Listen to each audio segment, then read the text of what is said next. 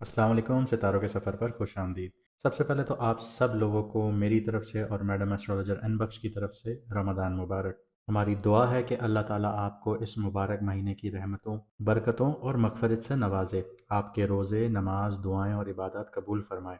और हमारी दुआएं हैं कि आपके रोज़े, नमाज, दुआएं और इबादत कबूल फरमाए और आपकी ज़िंदगी से हर परेशानी, गम और मुश्किल को दूर कर दे। इस रमज़ान अल्लाह पाक आपके दिल को सुकून, घर में खुशियाँ और रिस्क में बरकत अता फरमाए। आमीन। अब हम बात करते हैं उस प्लैनेट की जो आपके एक्शंस, आपकी ड्राइव और आपकी करेज को रिप्रेजेंट करता है, यानी कि मार्स। ये जब पॉजिटिव होता है तो इसके पॉजिटिव होने की कुछ अलामात ऐसी हैं कि ये बहुत बोल्ड बनाता है इंसान को, डिटर्मिनेशन देता है, एनर्जी देता है, लीडरशिप क्वालिटीज़ देता है और किसी भी चीज़ को इनिशिएट करने की एनर्जी देता है, जो हम सबको लाइफ में आगे बढ़ने और अपने गोल्स को अचीव करने में मदद देती हैं। लेकिन जब मार्स नेगेटिव होता है तो वो कुछ चैलेंजेस भी क्रिएट करता है, जैसे इम्पल्सिवनेस हो गया, ईगो क्लैशेस हो गए, बेसब्रापन हो गया या फिर रैश डिसीजंस के तौर पे वो सामने आती हैं चीज़ें। और अगर इनको कंट्रोल में ना रखा जाए तो टेंशन्स बढ़ना शुरू हो जाती हैं ज़िंदगी में, कॉन्फ्लिक्ट्स देखने को मिलते हैं, हर एक दूसरे से आप लोग लड़ना शुरू कर देते हैं, आपकी अपॉर्चुनिटीज़ मिस होना शुरू हो जाती हैं। तो यहाँ पे मार्स बहुत इम्पॉर्टेंट रोल प्ले करता है आपकी कुंडली जायचा या बर्थ चार्ट में। इस वीडियो में हम एक्सप्लोर यही करेंगे कि मार्स का जो ट्रांजिट है एक्वेरियस में 23 फरवरी 2026 को जो हो रहा है, वो आपके लिए क्या इम्पैक्ट लेकर आएगा आपकी पार्टनरशिप्स में, करियर में, हेल्थ में, आपकी लव लाइफ में, आपकी पर्सनल ग्रोथ में। और इनमें आपको ये भी बताऊंगा कि आप लोगों ने इसकी एनर्जी को कैसे स्ट्रेटजिकली चैनल करना है ताकि आप लोग मैक्सिमम बेनिफिट उठा सकें। और अगर आपकी लाइफ में कॉम्प्लेक्स इश्यूज ज़्यादा हैं या फिर आप चाहते हैं कि मैडम एस्ट्रोलॉजर एन बख्श आपके बर्थ चार्ट को पर्सनलाइज रीडिंग दें, तो आप व्हाट्सएप का नंबर आपकी स्क्रीन पर आ रहा होगा, आप मैसेज करके अपॉइंटमेंट अपना बुक करवा सकते हैं। और जिन लोगों को अपना मून साइन नहीं पता वो कमेंट सेक्शन में अपनी ओरिजिनल डेट ऑफ बर्थ लिखें, हम आपको आपका मून साइन बता देंगे। और अगर आप लोग ये जानना चाहते हैं कि आपकी कुंडली में आपका मार्स कहाँ बैठा है, अच्छा बैठा है या नेगेटिव बैठा है, तो वो भी आप लोग अपनी original date of birth comment section में लिख सकते हैं, हम आपको बता देंगे कि आपका मार्स कहाँ बैठा है। तो आइए देखते हैं कि आपके ज़ोडिएक के लिए, यानी आपकी राशि, आपके बुर्ज के लिए मार्स का जो ट्रांजिट है एक्वेरियस में वो कैसा रहेगा। अब बात करते हैं जेमिनी मून साइन वालों की, यानी कि मिथुन राशि, यानी कि बुर्ज जूझा वालों की। तो जो मार्स का ट्रांजिट है वो आपके 9th हाउस में हो रहा है। और ये जो ट्रांजिट है ये आपकी सोच, आपके बिलीफ सिस्टम, आपके जो अमाल हैं उनके ऊपर और फ्यूचर का जो पाथ है आप लोगों का वो एक्टिवेट कर देता है। तो यहाँ पे इसका इम्पैक्ट आपके करियर, जॉब, बिजनेस और क्रिप्टो स्टॉक्स वगैरह पर क्या आता है उसको देख लेते हैं। सबसे पहले जॉब और करियर को देखते हैं तो आपको कुछ ऐसी फीलिंग्स डेवलप होना शुरू होंगी कि अब कुछ बड़ा करना चाहिए। करंट जॉब में डिससेटिस्फैक्शन मिलेगी या रेस्टलेसनेस भी आ सकती है। इसकी एक बड़ी वजह ये भी है क्योंकि शनि जो है वो आपके 10th हाउस में बैठा है, यानी सैटर्न आपके 10th हाउस में बैठा है, जिसको जोहल भी कहते हैं। और जब सैटर्न जब आपके 10th हाउस में बैठता है तो इसका इम्पैक्ट जो आप आता है वो आपकी जॉब पर आता है, आपके करियर पर आता है। वो स्लो हो जाते हैं, उनकी ग्रोथ स्लो हो जाती है। भले आप दिन रात मेहनत कर रहे हो लेकिन उसका एंड रिजल्ट आप लोगों को नहीं मिल रहा होता, तो आप लोग डिससेटिस्फैक्शन की तरफ चले जाते हैं, डिसहार्ट हो जाते हैं, तो आप लोग जॉब स्विच करने का भी सोचते हैं। तो यही वो टाइम पीरियड है जो आपके लिए अब स्टार्ट हो रहा है। और ये टाइम पीरियड टॉरस वालों ने बहुत अच्छे से पिछले 2 साल 2.5 साल इसको देखा था और वो आज तक इस चीज़ पे बहुत परेशान बैठे हुए हैं कि अभी तक उनके जो हालात हैं वो स्टेबल नहीं हुए। हालांकि ना 7.5 थी, ना कोई ढैया थी। तो ये सेम अब आपके साथ ये चीज़ें स्टार्ट होने जा रही हैं। तो आप लोगों ने घबराना नहीं है। इस वीडियो का मकसद यही है कि आपको डायरेक्शन मिले और ना आप लोगों ने डिसहार्ट होना है। अगर आपको ग्रोथ नहीं लग रही तो इट डजेंट मीन कि हर दिन आपको ग्रोथ मिलेगी। कुछ दिन होते हैं जिन दिनों में आप लोग ग्रोथ हासिल करते हैं, कुछ साल होते हैं जिन दिनों में आप लोग सालों में आप लोग ग्रोथ हासिल करते हैं, लेकिन कुछ साल ऐसे ही होते हैं कि आपको अप एंड डाउन की तरह चलना पड़ता है। ज़िंदगी का मकसद भी यही है कि अप एंड डाउन। तो यहाँ पे थोड़ा-सा एहतियात करके आप लोगों ने चलना है। आप लोगों ने यहाँ पे बिल्कुल भी डिसहार्ट नहीं होना, डिससैटिस्फैक्शन का मुज़ाहरा नहीं करना। इसके अलावा आप लोगों के लर्निंग स्किल्स, आप लोगों के जो स्किल्स अपग्रेड करने का अब टाइम पीरियड है, वो बहुत स्ट्रॉन्ग हो रहा है। तो अपने स्किल्स अपग्रेड कीजिए। जैसे आप लोग हर साल नया फ़ोन ख़रीदते हैं कि मेरा पुराना फ़ोन हो गया, मुझे नया अपग्रेडेशन चाहिए, या कोई भी डिवाइस ले लीजिए, कोई भी चीज़ ले लीजिए। इसी तरह जब तक इंसान अपने स्किल्स अपग्रेड नहीं करता, उसकी वैल्यू भी वैसी ही हो जाती है जैसे हमारे पुराने फ़ोन्स की हो जाती है। तो अब आपको समझना होगा कि जब तक आपके स्किल्स अपग्रेड नहीं होंगे, तो आप लोग आगे नहीं बढ़ सकते। इसकी एक बहुत बड़ी मिसाल इस तरह से है कि एक वक़्त था कि नौकरी का दौर था। लोग नौकरियों के पीछे बहुत जाते थे और लोग पूछते थे, जब आप किसी से रिश्ता करने जाते थे, तो लोग पूछते थे कि आप क्या नौकरी करते हैं? अब दौर बदल चुका है। अब लोग क्या करते हैं कि लोग घर बैठ के काम करते हैं, होम बेस्ड काम करते हैं ज़्यादातर। घर से बिज़नेसेस ऑपरेट कर रहे होते हैं, घर से जॉब्स कर रहे होते हैं या फ्रीलांसिंग कर रहे होते हैं, और वो डॉक्टर से ज़्यादा कमा रहे होते हैं बैठ के।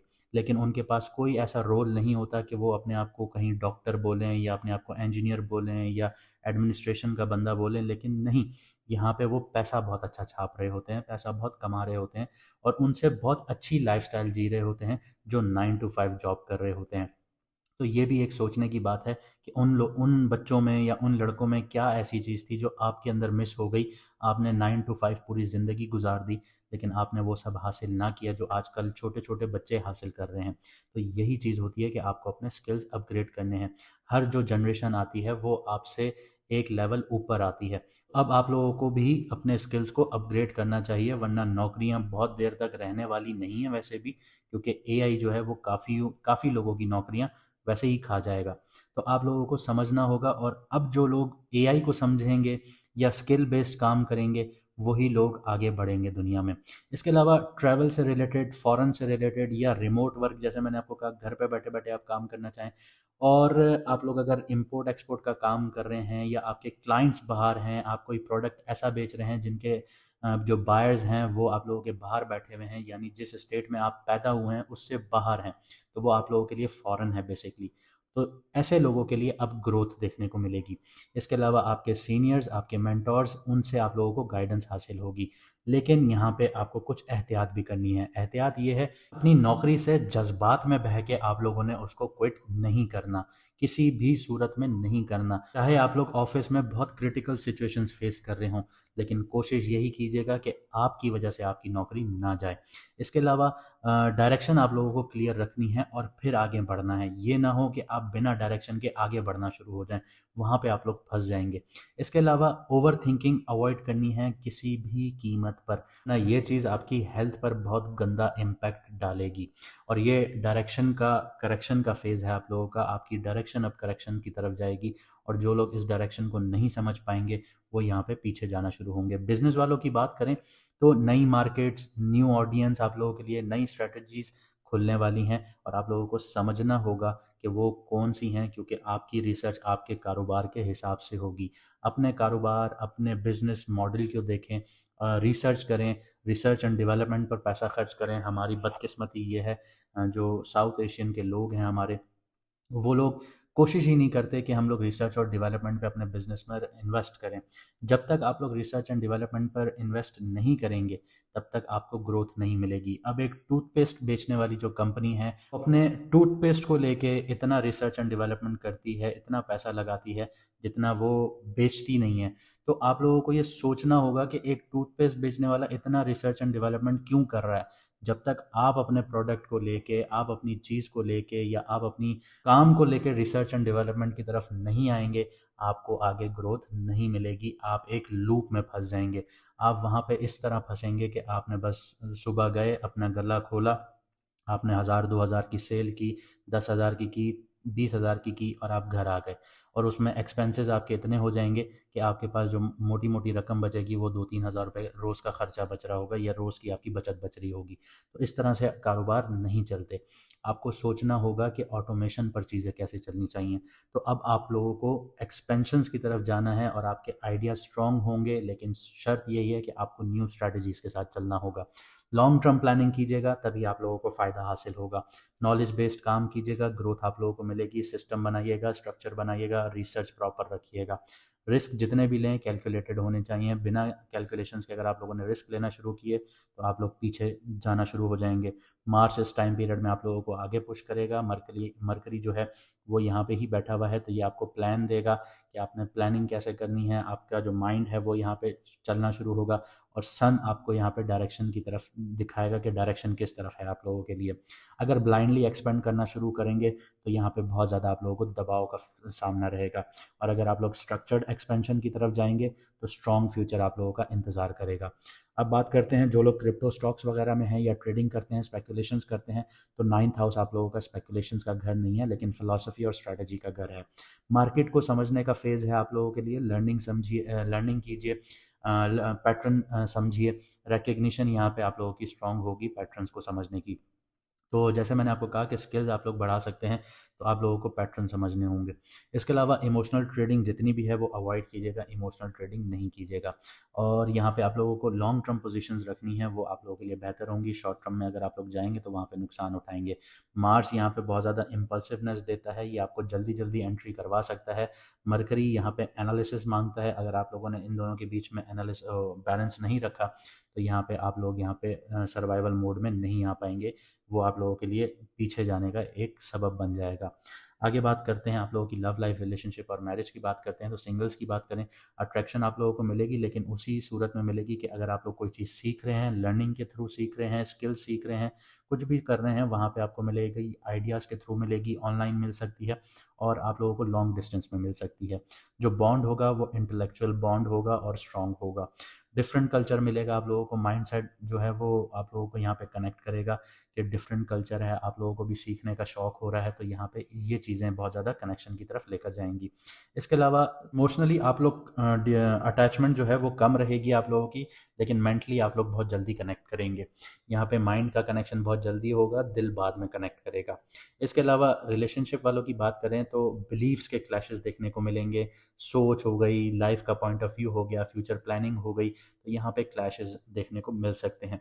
आप एक्सप्लेन करना चाहेंगे, पार्टनर फील करना चाहेगा, लेकिन यहाँ पे थोड़ा सा मिसमैनेजमेंट देखने को मिलेगी। लेकिन अगर आप लोग बैठ के एक दूसरे को टाइम देंगे, समझेंगे, तो फिर यहाँ पे चीज़ें आप लोगों की स्मूथ होना शुरू होंगी।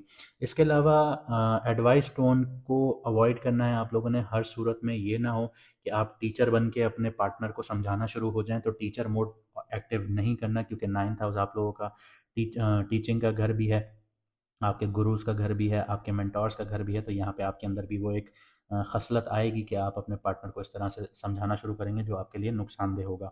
इसके अलावा डिस्टेंस या जो ट्रैवल है वो इफ़ेक्ट डाल सकता है आपके रिलेशनशिप में, तो यहाँ पे इश्यूज आ सकते हैं। और यहाँ पे प्यार मसला नहीं होता, प्यार का मसला बिल्कुल भी नहीं होता, यहाँ पे अलाइनमेंट का मसला होता है, तो अलाइनमेंट सही करनी होती है। इसके अलावा मैरिड लोगों की बात करें तो अब फ्यूचर की बात स्टार्ट होगी, बहुत ज़्यादा रीलोकेशंस हो सकती हैं आप लोगों की, लर्निंग आप लोगों को मिल सकती है। यहाँ पे फाइनेंशियल आप लोगों को फिलॉसफी का सामना रह सकता है कि आपको हर कोई आके फाइनेंशियली दो बातें सुना के चला जाएगा कि आप इस तरह करें, उस तरह करें, तो ये सारी चीज़ें आपके लिए अब इस फेज़ में आना शुरू होंगी।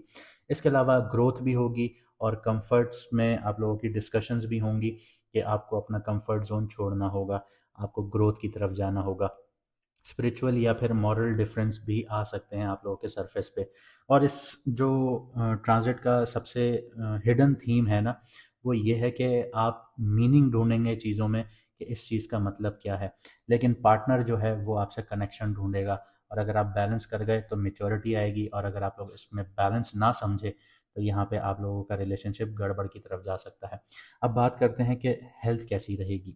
नाइन्थ हाउस में जब मार्स आता है तो वो बॉडी से ज़्यादा माइंड पर हीट देता है, तो यहाँ पे आपकी मोटिवेशन तो बहुत अच्छी रहेगी, मूवमेंट भी बहुत अच्छी रहेगी, आप लोगों को ट्रैवलिंग की भी बहुत ज़्यादा अर्ज होगी, ख्वाहिशात बढ़ेंगी कि मैं ट्रैवल करूँ। मेंटल अलर्टनेस बहुत ज़्यादा रहेगी, लेकिन रिस्क जो होगा वो आप लोगों के लिए ओवर थिंकिंग का होगा, स्लीप डिस्टर्बेंसेस का होगा, हिप से रिलेटेड इश्यूज देखने को मिल सकते हैं, थाई से रिलेटेड टाइटनेस का शिकार हो सकते हैं आप लोग, नर्वस फटीग देखने को मिल सकती है, और डाइजेस्टिव आप लोगों का जो सिस्टम है वो फ्लक्चुएशंस का शिकार हो सकता है। स्ट्रेस, ये सारी चीज़ें स्ट्रेस पर बेस्ड करेंगी कि आप जितना स्ट्रेस लेंगे आपका डाइजेस्टिव सिस्टम जो है वो यहाँ पे फ्लक्चुएशंस करेगा। तो यहाँ पे आप लोगों को बहुत एहतियात से आगे बढ़ना है, क्योंकि जो सैटर्न है वो आप लोगों के 10th हाउस में बैठा है, तो काम और आपके कारोबार में आप लोगों ने कोई भी लेज़ीपन शो नहीं करना, डिसिप्लिन के साथ रखना है, चाहे आपके ऊपर पहाड़ ही क्यों ना तोड़े जा रहे हों, आप लोगों ने कॉन्कर करना है, आगे बढ़ना है। उम्मीद करता हूँ आप लोग समझे होंगे और आप अपनी ज़िंदगी को बेहतर बनाएंगे, और हमें उम्मीद है कि आप अपना प्यार वीडियो को लाइक करने की सूरत में ज़रूर दिखाएंगे और कमेंट में अपनी राय ज़रूर बताएंगे, और अपने दोस्तों यारों के साथ भी वीडियोस को शेयर कीजिए ताकि उनको भी लाइफ में सही डायरेक्शन मिल सके और वो आगे बढ़ सकें। मुझे दीजिए यहाँ से इजाज़त, मिलते हैं अगली वीडियो में सितारों के सफ़र पर।